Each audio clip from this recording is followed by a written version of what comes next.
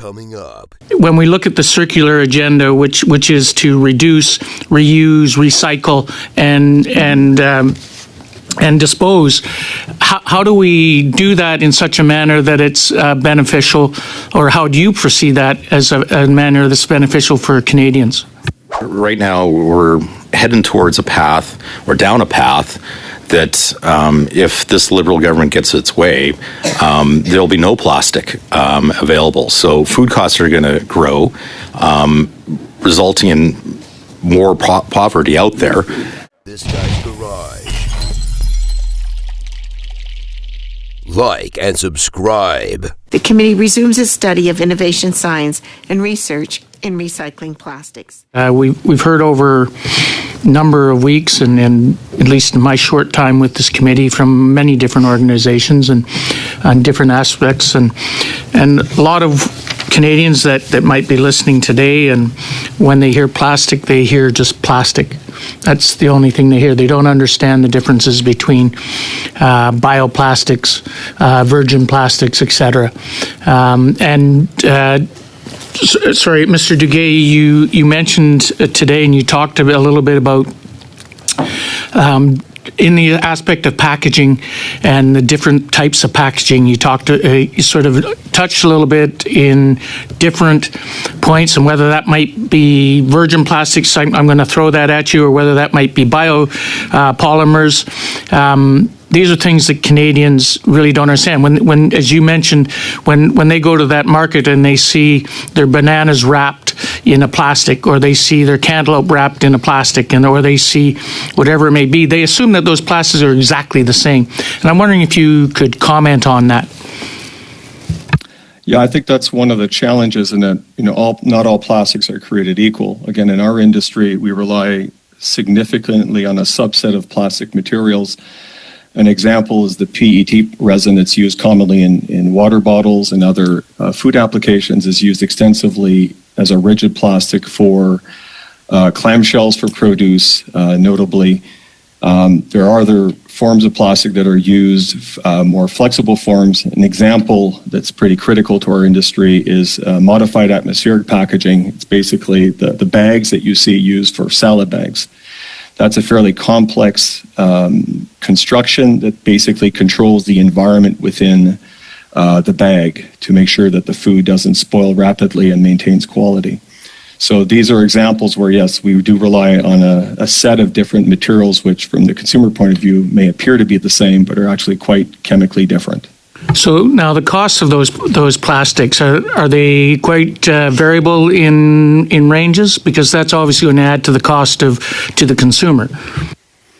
I'd say that, yeah, definitely the cost of the more common materials, again, PET being probably, call it the workhorse, is not comparable to, let's say, a more high performance material like the ones you'd see for the modified atmospheric control.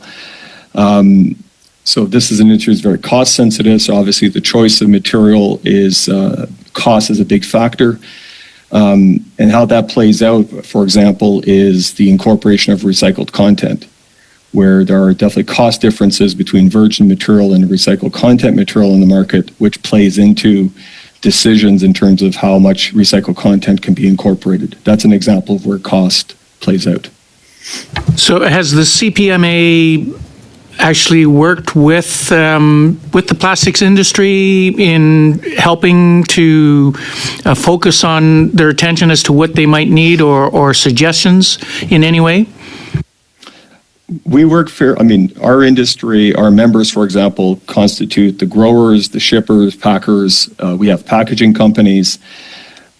We work very closely. I'd say the relationship is very tight between the packaging companies and the grower, shipper, packers. Where there is, I think, a conversation with those who produce the materials is when those materials need to be modified, again, to achieve certain packaging performance requirements. I'd say that's where the conversations occur. Again, in our space, that could involve things like lightweighting packaging, so making it lighter means, can the material maintain the mechanical performance, even though it's a little lighter, a little thinner? Another is, material that you want to incorporate, again, recycled content. How do you achieve the performance when you start changing the chemistry through the incorporation of recycled content? I'd say that's where those conversations happen between our industry and those who produce the raw materials. In our presentation that we had just last week, we had heard from the food, health, and consumer producers, and they mentioned that this issue could not be borne by the producers alone. Would you agree with that statement? I'd say right now, definitely, there's a concern that the cost of EPR systems is increasing at a rate that is not clearly understood how quickly it's going to increase, where those funds are going in terms of improving the state of the overall system. So I would agree with that statement from FHCP. I think it was Michelle who spoke on their behalf, that yes, there are definitely concerns on the part of the produce industry that those costs are going to be increasing at a rate that requires more transparency, for sure. One of the concerns that we see here at committee is that it seems that or here in the House, it always appears that someone's coming to the government and saying they're asking for money. And so it's always asking for government money and government intervention. And oftentimes, as I mentioned last week, ultimately, the industry needs to self-regulate itself and also needs to self-sustain itself. And I'm just wondering thoughts from your aspect as to how does the industry self-sustain itself so that it's not always asking the federal government to deal with issues on how we deal with. When we look at the circular agenda, which is to reduce, reuse, recycle, and dispose, how do we do that in such a manner that it's beneficial, or how do you foresee that as a manner that's beneficial for Canadians? I would share two So examples. excuse me, we're going to have to ask you to submit your answer in writing because we're already well over his time. Thank you. So you can submit that.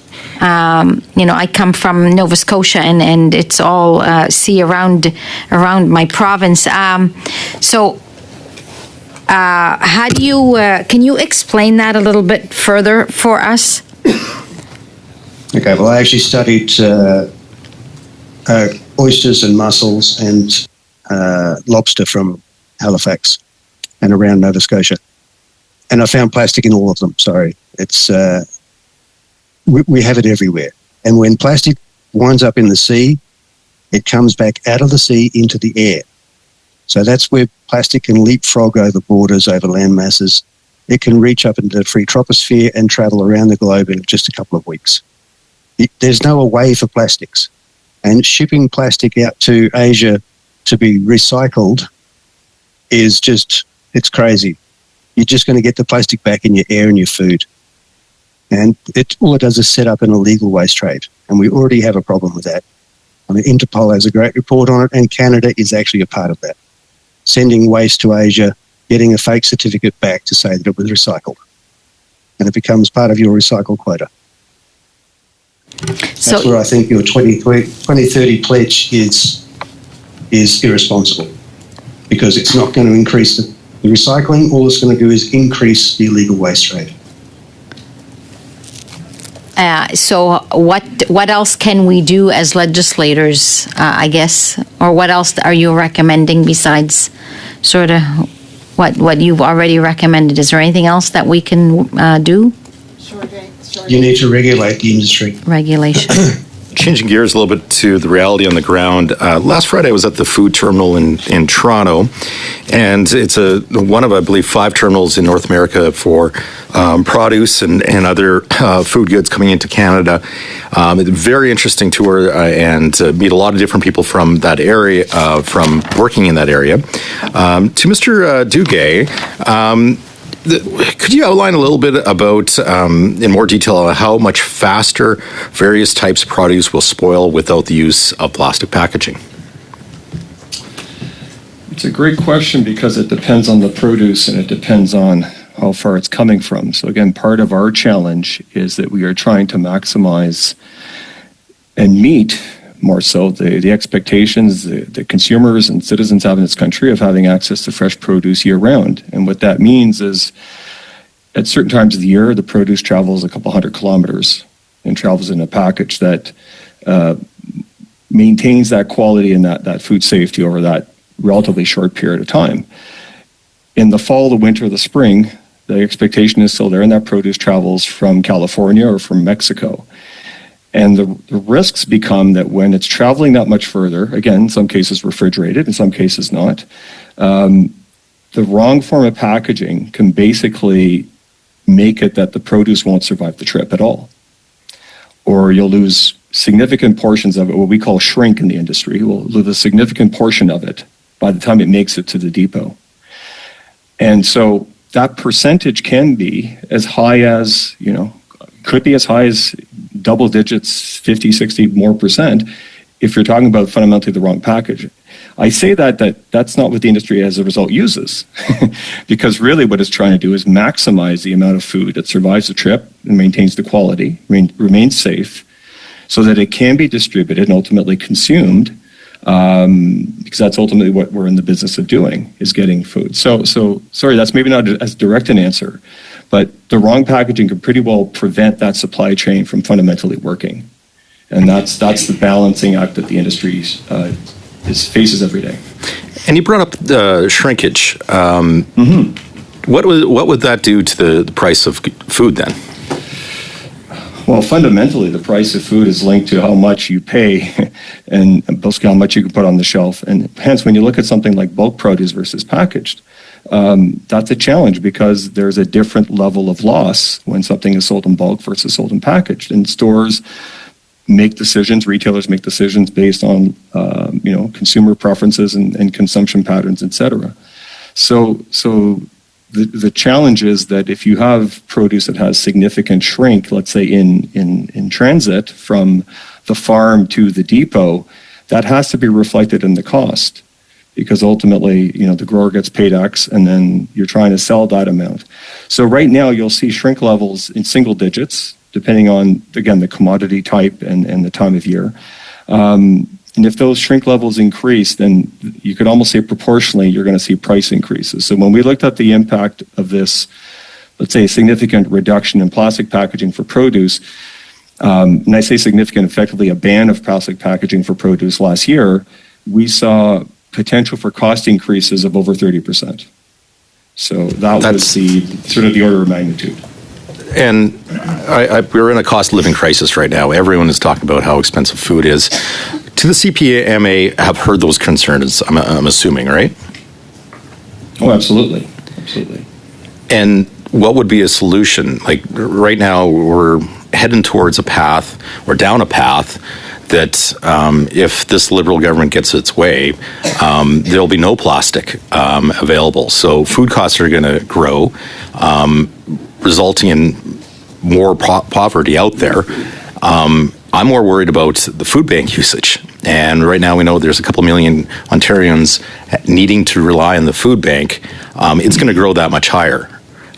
Just on the food bank aspect, do you guys work with the local food banks to like real world solutions to feed people, and maybe some of the extra produce or some of the shrinkage that isn't bad, does it end up at the food bank hopefully? There's a very strong working relationship between retailers, produce that's basically not sold but still consumable, a very different challenge, of course, than produce that spoils, that's not consumable. So that's efforts that we work on, and in fact, there's a study coming out next month that will actually speak to the opportunities to improve that. Thank you so much for your testimony for the people that like to eat 3 meals a day. One of the pieces in your opening statement, I believe, or one of the testimony interactions, you talked about government needs to play the role and to regulate, and I appreciate that very much. But I also know that there's a tendency for agendas to get hijacked, an ostrich approach to dealing with a fundamental problem. You talked about 8 million people dying because of carbon emissions.